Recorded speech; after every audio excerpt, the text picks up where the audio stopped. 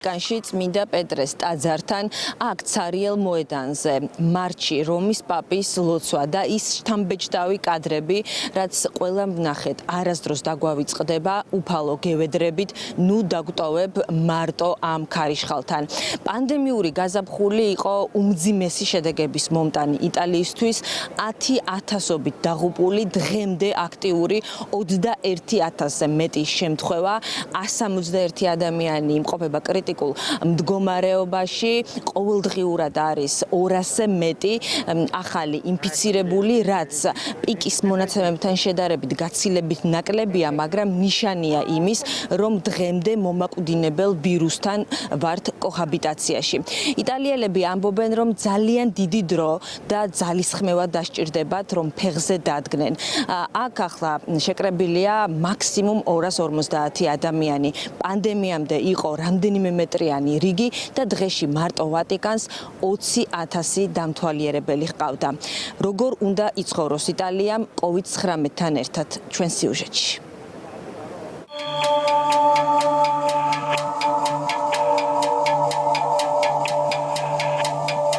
კარანტინის შემდეგ პირველი ავიარეისისთვის მზადება ვირუსზე გამარჯვების შეგრძნებას გიქმნის, მაგრამ აეროპორტში მისვლისთანავე ხვდები, რომ თავისუფალი გადაადგილების უფლების დაბრუნება COVID-19-ის დამარცხებას არ ნიშნავს.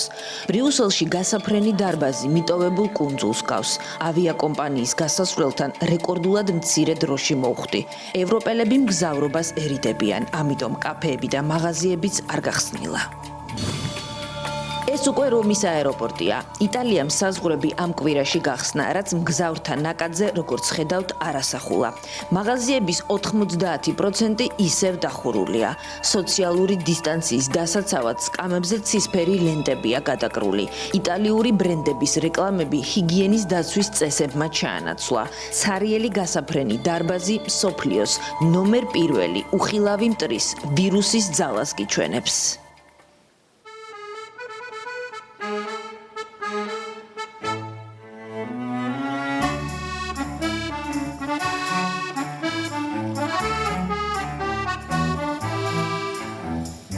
ასეთია რომი დღეს, პანდემიის დაწყებიდან თითქმის 4 თვის შემდეგ. კარანტინის დასრულებიდან ცხოვრების ახალ ეტაპზე, ახალი წესებით და ისევ ვირუსთან ერთად. ქვეყანა, რომელმაც ევროპაში პირველი დარტყმა მიიღო, შეზღუდვებიც პირველმა მოხსნა და ცდილობს გაუმკლავდეს მიღებული გამოცდილებით კორონავირუსს. ამიტომ ნებისმიერ კაფესა თუ რესტორანში შესვლისას ტელეფონის ნომერის დატოვება აუცილებელია, რათა COVID-19-ის გამოვლენა დროულად გამცნონ.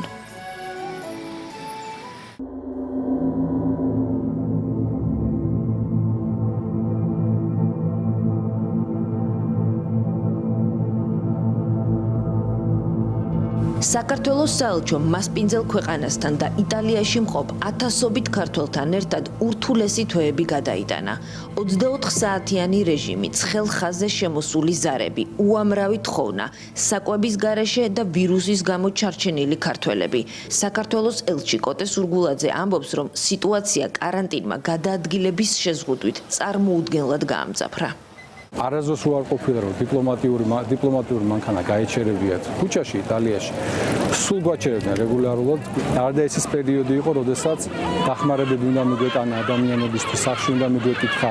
შეუძლებელი იყო რეგიონებში წავსულიყავი და აი მამაცი და აი თავდადებული გმირი ადამიანების გარეშე ალბათ ჩვენ ძალიან გაგვიჭირდებოდა რეგიონებში სხვა ქართველების დახმარება. ზოგი რეკავდა, რომ ცრა ხმის გამცემი მინდა, ადამიანი მინდა, ვისაც დაველაპარაკები და მთელი ჩემი თანამშრომლები ფსიქოთერაპევტებად იყვნენ გადაქცეულები, ისეთ ზარებს პასუხობდნენ, ისეთ საუბრები იყო. მე მეამართლება ჩემი თანამშრომლები. საელჩომ ავიაკომპანიასთან შუამდგომლობა გაუწია ჯანმრთელობის მძიმე მდგომარეობის მქონე პირებს, ონკოპაციენტებს, ქრონიკული დაავადების მქონე მოქალაქეებს, ორსულებს, ხანდაზმულებს, შიშომო პირებს, სტუდენტებს და თავშესაფრის გარეშე დარჩენილ ადამიანებს. სხვადასხვა ქალაქებიდან რიანო მობილით რომში ტრანსპორტირებაც გახდა აუცილებელი. სამშობლოში დაბრუნდა 1000-მდე მოქალაქე. იგეგმება არაერთი სოციალური თუ ეკონომიკური გაჯანსაღების ღონისძიებები, რომელმაც უნდა, ასე ვთქვათ, კვლავ წყობაში ჩააყენოს ქვეყანა და გაუმჯობესოს პირობები ამ ადამიანების, მათ შორის არა მხოლოდ იტალიის მოქალაქეების, არამედ ლეგალურად მყოფი სხვა ქვეყნის მოქალაქეების პირობებით. ამას ჩვენი მოქალაქეებიც უყურებენ იმედის თვალით. სამშობლოდან შორს მყოფი ქართველებისთვის ღვთიური ნუგეშის მიღების ადგილი რომში ანდრია პირველწოდებულის სახელობის ეს პატარა სამრევლოა. დიდი პაუზის შემდეგ შეკრება უკვე ნებადართულია. ახალ წესებთან ადაპტაცია სავალდებულო.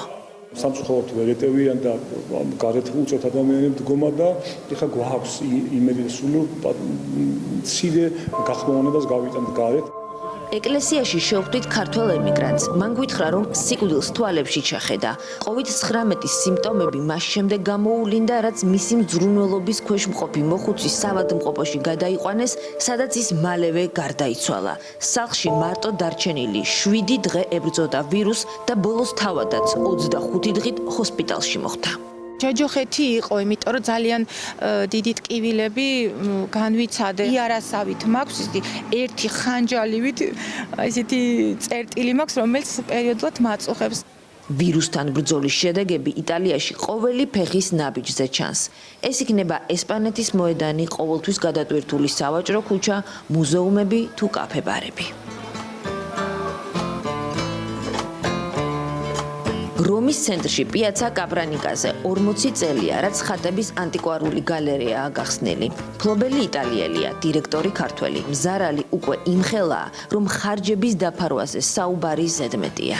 ჩვენ ინტერესში არის, რომ ჩვენ რამენერად მოვახერხოთ, რომ ეს გალერეა შევინარჩუნოთ, მაგრამ იმათ ინტერესშიც არის, ვინც ასე ვთქვათ, ვისაც ჩვენ ქირას ვუხდით, რომ ჩვენი გალერეა რაღაცნაირად აქ ისე დარჩეს, იმიტომ რომ მათთვისაც ძალიან რთული იქნება მერე თუნდაც ის რომ ჩვენ აქედან წავიდეთ ამ ასე ვთქვათ, კომერციული სივრცის მერე თავიდან. ამიტომ ასე ვთქვათ, რაღაც ორმხრივი ინტერესი არის. სამი თვე იყო დაკეტილი პირველად არსებობის ისტორიაში რომის ეს სანაყინე. კბილეულობა ისევ ადგილზეა, მაგრამ ტურისტი არ ჩანს.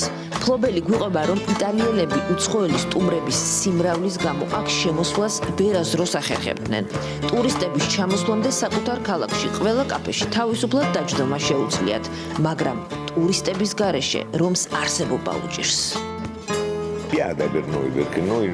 ეს იმისტი არ ვარ, მაგრამ 2 წელი დასჭირდება იმ ნიშნულამდე მისვლას, რაც პანდემიამდე გვქონდა. ამბობენ ვირუსის სწრაფ გავრცელებას იტალიელების ცხოვრების სტილმა და კაფე-ბარებში ყოფნამ შეუწყო ხელიო. შვედეთში ასე არაა, მაგრამ არ არის ვირუსი.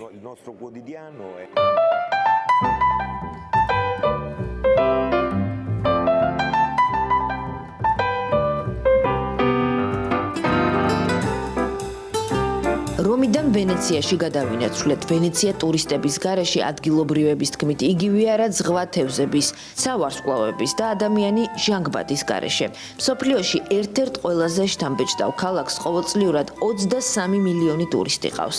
ვირუსმა ქალაქი წყალზე დამთვალიერებლების, ადგილობრივები შემოსავლის გარეშე და ბუნდოვანი პერსპექტივით დატოვა. სან-მარკოს მოედანზე ღია კაფეებში რიგებს მიშვეული მიმტანები საათობით ელოდებიან ახლა სტუმარს.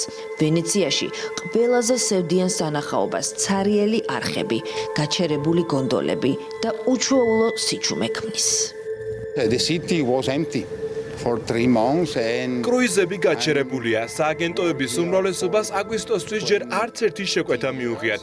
დღეში მაქსიმუმ 3 რეისია და უკვე გვიხარია. ვენეციაში თუ არ არის ტურისტი, ეს ნიშნავს, რომ იტალიას არ ხავს ტურისტი. ვატიკანმა კარანტინი ისე დაასრულა, რომ COVID-19-ით გარდაცვალების შემთხვევა არ დაფიქსირებულა. დაინფიცირდა 12 ადამიანი. ვატიკანში ექსკურსიები დაიწყო, მაგრამ მნახველების რაოდენობა თითზე ჩამოსათვლელია. რომის პაპის მიმართვებს კათოლიკური სამყარო ისევ დისტანციურად ელოდება. ეს კადრები კი უკვე ისტორიის საკუთრებაა. განსაკუთრებული იყო რომის პაპის როლი და ეს ეხებოდა არა მარტო იმედის მიცემას, არამედ უშუალოდ დახმარების გაწევასაც. რომის პაპი ძალიან ახლოს იყო საქართველოს პატრიარქთან, რომელიც ძალიან უყვარს და ილია მეორეზე სულ ამბობს, რომ ღვთისკაცია. მათ ერთნაირი ხედვა აქვთ. იტალია, ისევე როგორც მსოფლიო კორონავირუსთან ბრძოლას აგრძელებს. ბრძოლას, რომელიც ვაქცინის გამოგონებამდე უთანასწოროა.